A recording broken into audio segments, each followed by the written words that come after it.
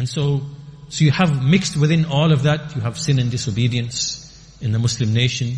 And we're speaking about the ummah as a whole, right? Nobody is exempt from this, right? The ruler and the ruled. It's everybody. We have all of these things present, and which means that it's really not possible for Allah's aid and Allah's support to be given to the ummah in the way that it was to the Sahaba, because we have all of these barriers and hindrances to that. And so therefore, when we come and look at these kind of groups which are present, whether it is Al-Qaeda, whether it is Daesh, ISIS, whether it is Hamas, whether it is, whatever it might be, then, they are part of the reason why we have these problems and we have these issues, and we are not receiving the aid and the assistance of Allah Azza wa Jal. And there are ways and means, causes and effects, and and they're not willing to see that because it's all raw emotion, and that's why you see people protesting on the streets all across you, which is fruitless. What's the benefit in that? And this is here where we really see the stupidity or the harm of people like Hamas, for example.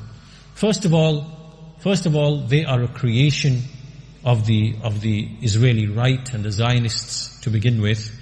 This is a well-established matter that they were funded, brought into existence for the specific reason of having a constant enemy, so that they can do away with any kind of peaceful negotiation. Why? Because this whole project is expansionist in its nature, right? It is intended to expand and to take over that region.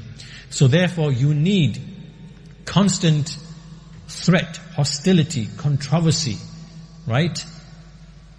And so because any talk of negotiations, sitting down, whatever, it kills that warmongering spirit. So these people tactically, they supported the creation and putting these Hamas people in power. This is well known, right? Even up until like the last few years, you're going to find statements of theirs saying that, openly Hamas is an enemy, secretly Hamas is an ally. We have to fund Hamas, right?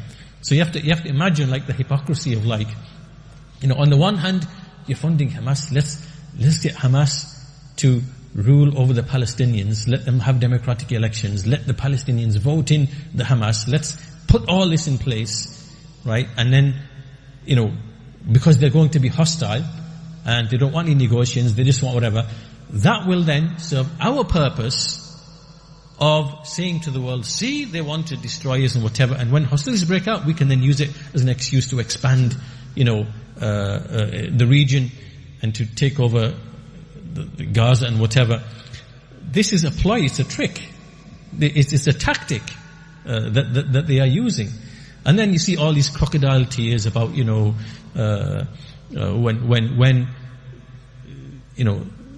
the tool or the creation, which is Hamas, does what they want Hamas to do, which is to commit atrocities, so that they can then say, look, we now have to, clear out Gaza of the terror, because that's what you planned all along to begin with.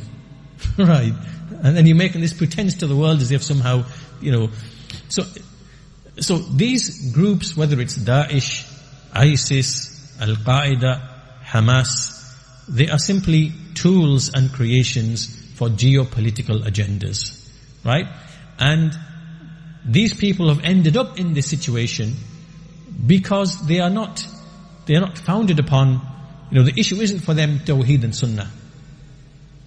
It's worldly grievance. And you can be very easily manipulated and used when that is the basis of your operation and your activities. So we know that these are creations of the West, and they are simply tools of the West to destabilize countries.